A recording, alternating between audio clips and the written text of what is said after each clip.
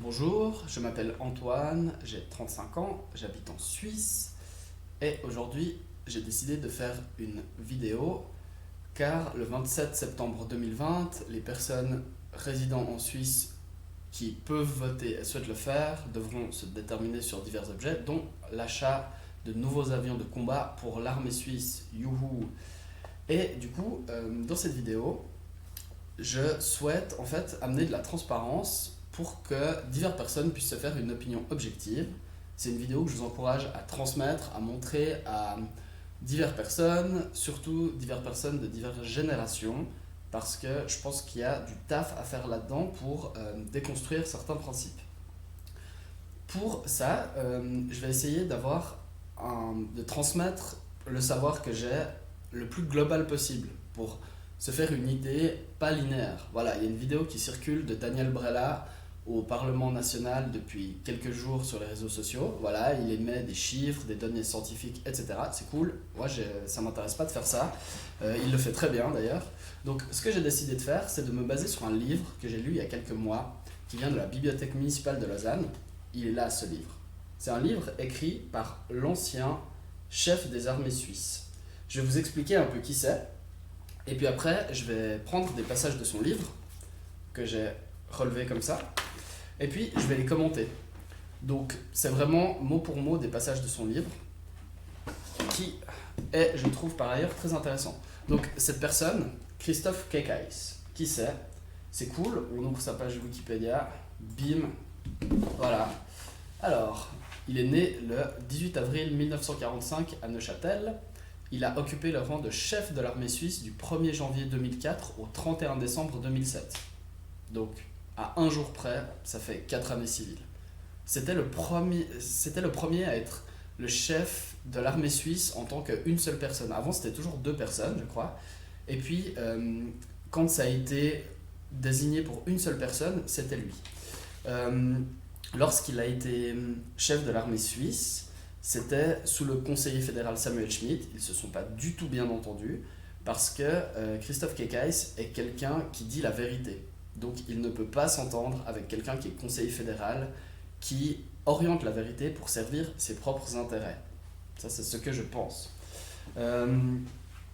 Maintenant, le but d'amener de la transparence, c'est de pouvoir se faire une opinion sur le fond réellement de l'achat de ces avions par rapport à la réalité de 2020, la réalité géo-économico-politico-capitaliste, voilà, et pas celle de 1960.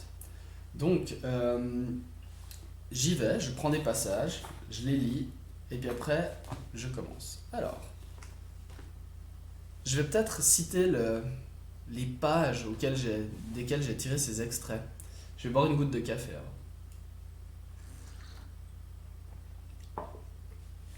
Page 11. Donc, petite chose, ce livre a été publié fin 2007. Ok? Fin 2007. J'en ai pas trouvé de plus récent sur le sujet, donc ça fait il y a 13 ans. Cela dit, vous verrez qu'une chose que je vais citer de son texte lui fait dire, il dit que 2007 et 2020 en Suisse, c'est du pareil au même, il n'y a eu pas d'évolution. Voilà. Donc, page 11. L'armée suisse répond-elle aux défis posés? Dispose-t-elle des connaissances géopolitiques et de la souplesse d'adaptation nécessaires? La direction de l'armée tire-t-elle les bonnes conclusions?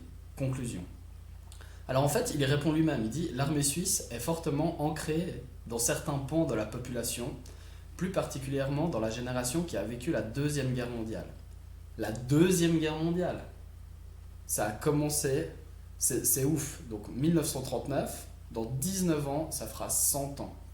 Donc il met en avant une chose, qui est qu'il y a de la transmission générationnelle. Par exemple, moi je me souviens, mon grand-père paternel, de ce que je me rappelle de lui à la fin de son existence, ses seuls amis, c'était l'amicale des gens avec qui il allait boire de l'alcool, avec qui il avait fait l'armée. Donc il y a un truc méga profond, et je trouve méga malsain. Cela dit, c'est très ancré, c'est très ramifié. Et pour déconstruire quelque chose d'autant ramifié, c'est compliqué. Parce que les ramifications, ça fait ingérer des idées aux gens. Et puis ça prend de l'énergie de déconstruire des idées ingérées. Voilà pourquoi certaines choses sont ancrées comme ça. Une chose qu'il nous apprend dans son livre, c'est que l'armée suisse, c'est la plus grande organisation aux mains de la Confédération. Donc c'est gigantesque. Au niveau de l'argent, au niveau des gens, au niveau des intérêts. Des intérêts financiers. Le capitalisme, c'est pas bien. Ok? Donc, page 22, il nous parle des réflexes de hamster de nombreux militaires. Les hamsters sont connus pour accumuler des réserves. Les arsenaux de l'armée sont remplis de matériel obsolète ou pléthorique. Ils ne devraient contenir que le strict nécessaire, exige Kekais, et les arsenaux vidés de leur contenu devraient être systématiquement vendus. Merci beaucoup Christophe. Donc voilà, il le dit, il était chef de l'armée et il a mangé sa tartine au caca, il a dit la réalité c'est ça la vérité. Donc ce que après les idées véhiculent, c'est de la vérité masquée, ça peut toujours être utile. Non, il nous dit c'est obsolète, obsolète. Tu veux que j'ouvre le dictionnaire au mot obsolète? Ok. Page 23, de nombreux parlementaires ont été influencés par des chefs militaires locaux frustrés par les directives de la centrale à Berne. Lolilou. Page 25, Kekais demande à ses subordonnés de ne pas penser qu'en termes verticaux, mais de s'intéresser horizontalement à leurs voisins. Oufissime, en 2007, le gars il est chef de l'armée et il fait de la pensée horizontale. Merci Christophe. Ok? Donc ça c'est un truc, c'est pour ça qu'il était tant dysfonctionnel avec la Suisse. Enfin, avec le Parlement, c'est qu'il a remis tout en question, le système de fonctionnement du Parlement suisse, au sein de la plus grande institution de ce Parlement. C'est assez badass, finalement. Page 25 toujours. Il n'accepte pas les dépenses somptuaires pour conférences des grandes organisations de l'armée et demande un contrôle des budgets. Rentrant du rapport d'une brigade, il déclare dépité. C'était un show digne de Las Vegas. Je ne veux plus de folie dans les fêtes militaires. Nous ne devons pas briller, nous devons informer. Voilà, il avait un souci d'information. Je trouve ça bien. Page 29. De nos jours, la tâche stratégique première des États européens n'est plus de dissuader un adversaire militaire clairement défini, mais de prévenir et de stabiliser les crises qui se produisent à la périphérie de l'Europe et de maîtriser conjointement les problèmes mondiaux de sécurité. Cool. Alors, ça c'est un des enjeux globaux. Dans ce que les gens nous disent pour l'achat des nouveaux avions, c'est que pour défendre les frontières suisses, la Suisse, c'est nécessaire. Non, c'est plus ça les défis actuels, c'est dit par l'ancien chef de l'armée. La Suisse, comme Daniel Brella l'a dit, voilà, il y a des choses logistiques, géographiques qui font que la Suisse, un avion ne peut pas décoller pour se défendre contre d'autres attaques. Les enjeux ils sont différents et en effet, il part direct d'États européens. Il voit la chose comme un gros package, un nœud au centre de l'Europe occidentale et puis qu'il y a des tâches à faire plus importantes. J'y reviendrai après. Le chef de l'armée a lui aussi souligné à maintes reprises qu'il ne s'agit plus en premier lieu de garder les frontières ou de se défendre contre un adversaire militaire, mais plutôt de fournir des prestations dans un réseau, que ce soit par un appui aux mesures civiles de promotion de la paix dans des foyers de crise à l'étranger, 3 petits points d'autre chose. Donc, il veut promouvoir la paix dans les foyers de crise à l'étranger. C'est hyper important aussi de se dire que par exemple, au Moyen-Orient ou comme ça, il y a une chose que peut-être des gens qui font pas le raisonnement global ont pas, c'est que si par exemple là-bas il y a la guerre, c'est aussi en partie la Suisse qui y contribue. Elle exporte du matériel de guerre qu'elle produit en Suisse là-bas pour que les gens fassent la guerre. Après les gens qui ont leur pays détruit, ils viennent en Suisse pour être des réfugiés, puis la Suisse elle leur dit allez vous faire mettre. C'est complètement ouf. C'est ça la boucle, c'est assez simple. Kekais il l'explique aussi dans son livre, il a compris. Je vous ai pas expliqué un truc de son parcours. Il a une licence en sciences politiques de l'université de Lausanne, voilà, si jamais. Donc, qu'il a fait jeune, c'est pas quelque chose qu'il a fait en étant déjà haut gradé. Page 31. Les structures de conduite et les états-majors de crise au niveau de la Confédération doivent être adaptés aux problèmes actuels. Voilà, hein. Je ne commente pas. Page 32. L'évolution sociale, économique, politique et militaire invite à une discussion approfondie sur d'autres modèles possibles de forces armées. Il en parle assez en détail. C'est intéressant. Et puis, il met là-dedans vraiment en avant le fait que, par exemple, acquérir des avions, c'est actuellement inutile. C'est totalement inutile. En 2007, il le pensait déjà, donc en 2020, inutile. Page 34. Au vu de la profonde transformation du contexte stratégique, Christophe Kekais énonce une thèse claire. En cas de crise grave, notre armée ne serait probablement plus en mesure de tout gérer seule. C'est un fait, voilà, à accepter, risque calculé, d'autres choses à gérer. Alors, page 37, je la trouve assez bien. Le chef de l'armée, ce n'est un secret pour personne, aurait souhaité une participation plus soutenue à des opérations internationales à l'étranger. Mais en militaire loyal, il a toujours respecté la primauté du pouvoir politique qui était d'un autre avis. Sa conviction n'en demeure pas moins qu'un État comme la Suisse devrait engager davantage de moyens militaires dans la gestion des crises sur la planète, premièrement par solidarité envers les autres, et deuxièmement parce qu'il considère qu'une action au lieu où les conflits prennent naissance peut contribuer notablement à la sécurité de la Suisse. La boucle. Ok ? La boucle. Page 55, alors là c'est intéressant parce qu'il parle un peu des rapports temporels, générationnels, etc. Je trouve. Page 55, en effet, la réduction de la durée de formation et la suppression des interruptions était un moyen de remédier au problème, devenu aigu dans l'ancienne armée, de la relève des cadres. Intéressant, les cadres mettaient des gens qui finissaient très très âgés et pouvaient toujours tout ramifier. Il a voulu un peu renouveler tout ça. Page 57, il y a une phrase que je trouve assez nice. Une armée crédible dont la forme et la fonction découlent du présent. Ça serait cool. Voilà. Page 61. Alors ça, c'est une chose... c'est un trait, en fait. Ce qui l'intéresse, c'est la vérité. Voilà. Christophe... Ah, qui c'est qui fait des travaux comme ça, là, pendant que je fais ma vidéo? Oh non. Bah, je vais continuer quand même. Christophe Kekais, il ne s'est pas du tout bien entendu avec la Berne fédérale parce que ce qui l'intéresse, c'est la vérité. C'est hyper malheureux. Voilà. C'est hyper malheureux, je trouve. Son code d'action, qui se résume à l'alternative entre sécurité et insécurité, est fondamentalement incompatible avec le code d'action des politiques pour lesquels l'alternative se joue entre pouvoir et non-pouvoir. Merci.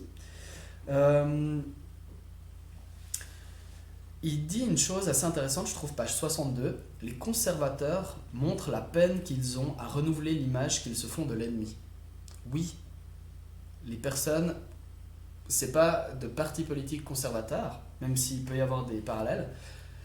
Avoir des idées passéistes, c'est ça. Et puis la réalité fait que ces personnes n'arrivent pas à renouveler l'image qu'elles se font de l'ennemi. Voilà. Alors, je vous raconte juste une petite chose parallèle. Il a pas mal œuvré pour Armée 21, qui était, il y a une vingtaine d'années, une refonte totale de l'armée.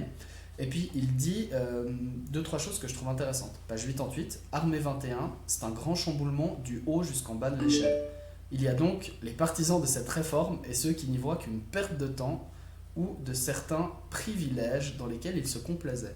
Il a compris qu'il y a des gens, pas mal, qui ont peur de perdre leurs privilèges dans lesquels ils se complaisent.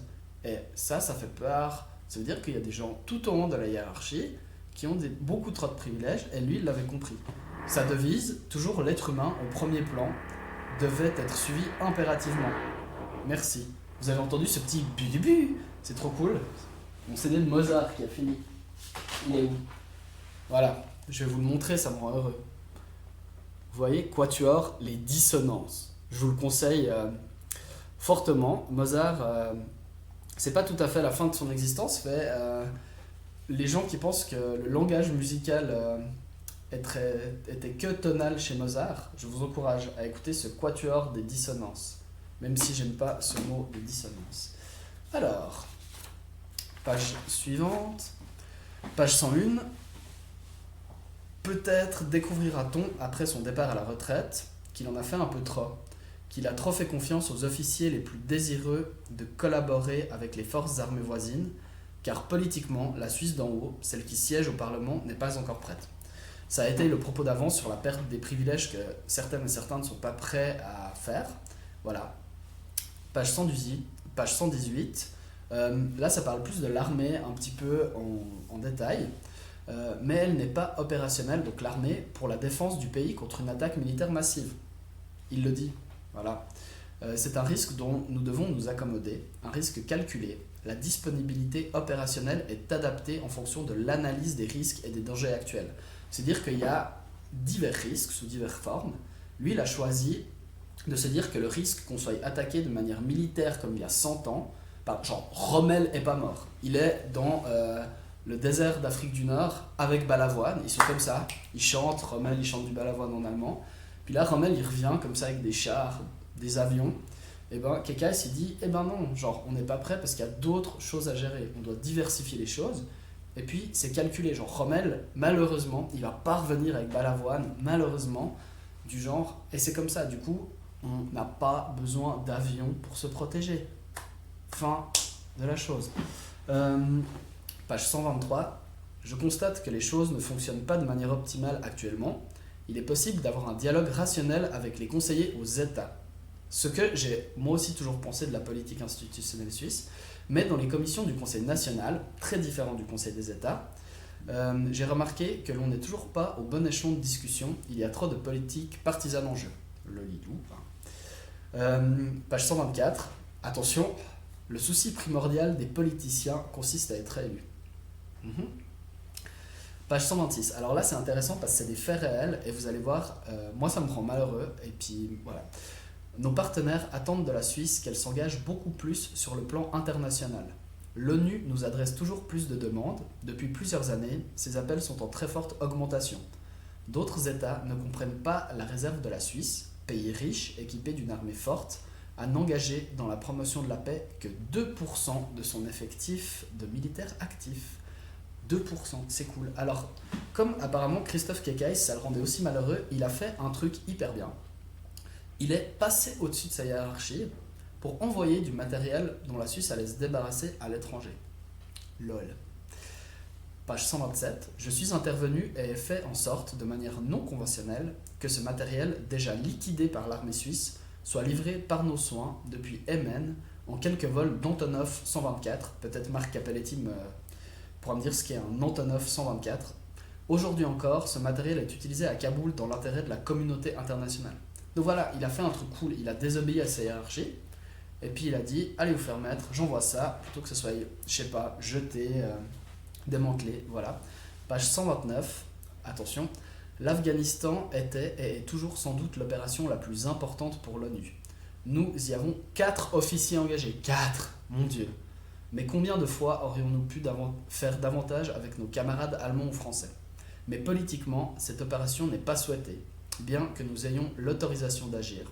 La Suisse ne veut pas s'engager davantage. C'est pénible pour moi, donc il le ressent comme quelque chose de violent.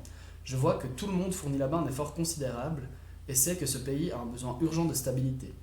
Si la communauté internationale ne réussit pas à établir la paix, cette instabilité débordera sur l'Europe.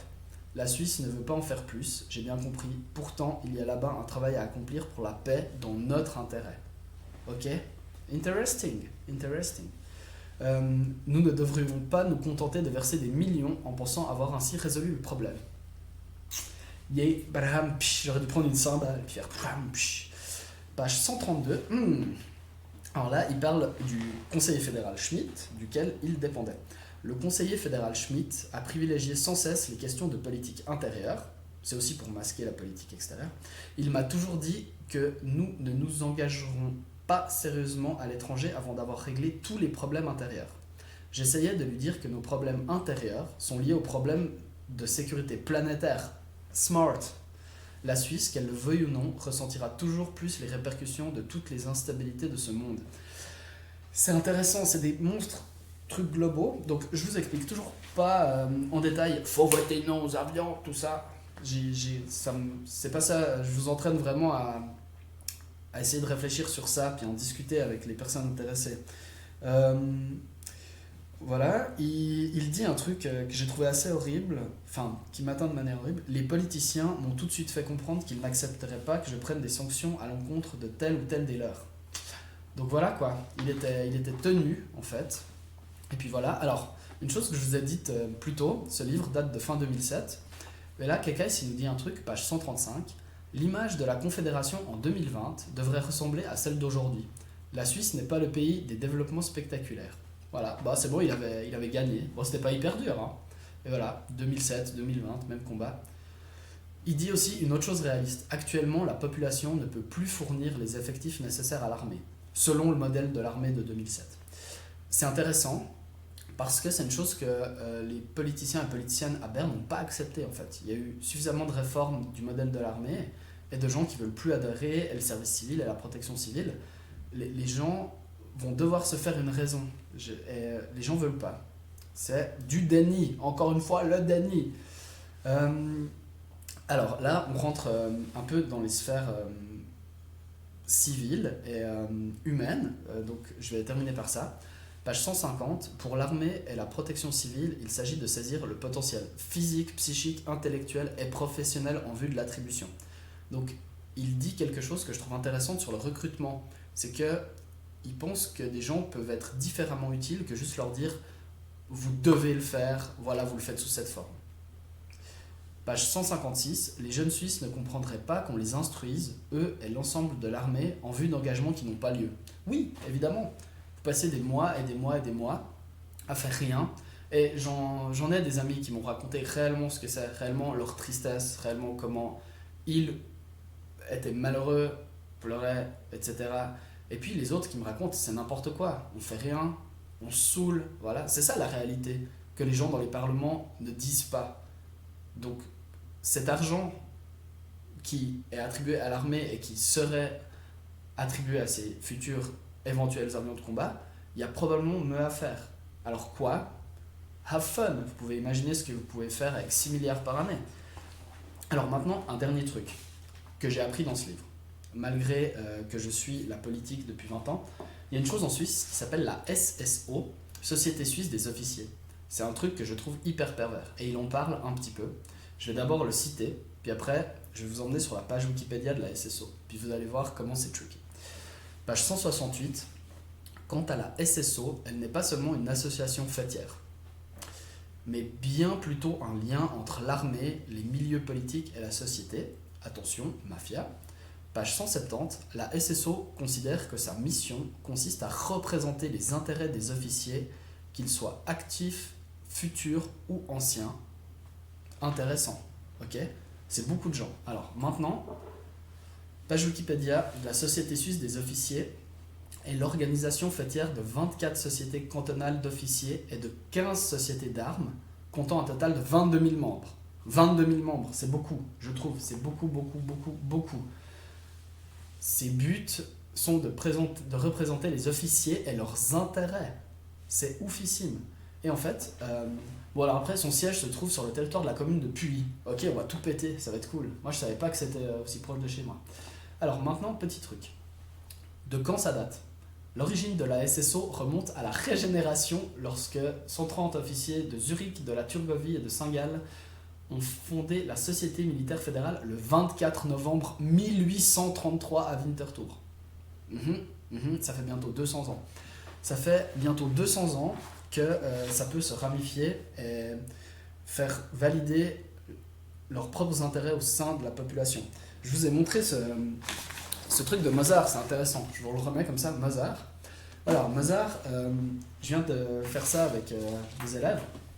La flûte enchantée, c'est en fait Mozart, il a adhéré au franc-maçon à un moment de sa vie. Et puis, du coup, j'ai donné un cours assez étendu sur la franc-maçonnerie. Bon, la flûte enchantée, voilà, petite parenthèse, c'est une initiation franc-maçonnique masquée. Donc voilà, hein, merci Mozart. Et la franc-maçonnerie, c'est ça, c'est des ramifications de malades depuis plusieurs siècles qui vont dans tellement de courants, etc. Puis la SSO, j'ai un peu l'impression que c'est ça. C'est un peu la franc-maçonnerie, mettre des gens. Puis le but vraiment, c'est que, à force, ces gens de la SSO, je vais vous raconter une autre anecdote, j'y pensais en faisant mon café. Il y en a partout en fait. Une fois, après un soir au Milan, après le cœur, comme ça, dans une discussion, il y a une personne qui me dit qu'elle est de la SSO, puis qui me dit non mais Antoine, tu vois, tu peux pas penser comme ça, en Suisse on machin. Et puis je lui ai demandé est-ce que tu pourrais parler en je, puis pas en on, parce que je souhaite que tu m'inclues pas dans ce que tu dis. Puis c'est hyper vexé, emballé, c'était l'excès de fureur. Salut Jean-Pierre. Hein. Donc voilà, lui par exemple, il est convaincu qu'être dans la SSO, puis genre commencer à balancer ses idées quand tu manges tranquille ton risotto au Milan, c'est cool, puis c'est ce qu'il doit faire en fait. Il doit il est gradé dans l'armée, puis pour lui c'est ça, vraiment. Donc c'est hyper pervers, attention. Et maintenant, du coup, que j'ai terminé de vous dire ces choses, euh, le, à quoi l'utilité de cette vidéo? C'est ça que je souhaite. C'est que, par exemple, si vous faites partie des gens qui répondaient à des codes sociaux que je trouve complètement débiles, du genre dimanche, quand vous allez manger chez votre belle famille, puis que vous avez une super discussion avec vos beaux-parents sur les prochaines votations, vous pouvez toujours tenter de ne pas vous écraser, puis de dire voilà, il y a une personne qui a été chef de l'armée suisse qui a écrit un livre, puis dans ce livre il y a des faits, donc j'estime pas orienté, ce sont des faits. Puis par le bouche à oreille, discuter. Puis vous verrez si la personne se braque, si la personne est prête à remettre en question ses acquis, etc. Puis questionner les personnes aussi. Pourquoi est-ce que tu penses que ces avions vont être bénéfiques? Si la personne répond c'est pour genre défendre le territoire suisse, vous pouvez lui dire alors voilà, actuellement, et vous n'avez pas besoin de le dire depuis plusieurs décennies, c'est prouvé par l'ancien chef de l'armée que, par exemple, c'est plus possible, c'est pas possible selon les modes de fonctionnement des armées actuelles d'Europe ou du monde, etc., faire un savoir global. Et puis, vous pouvez voir si la personne change d'opinion. C'est ça, c'est convaincre par la discussion. Voilà, donc je vais aller me refaire du café et je vous souhaite une bonne journée.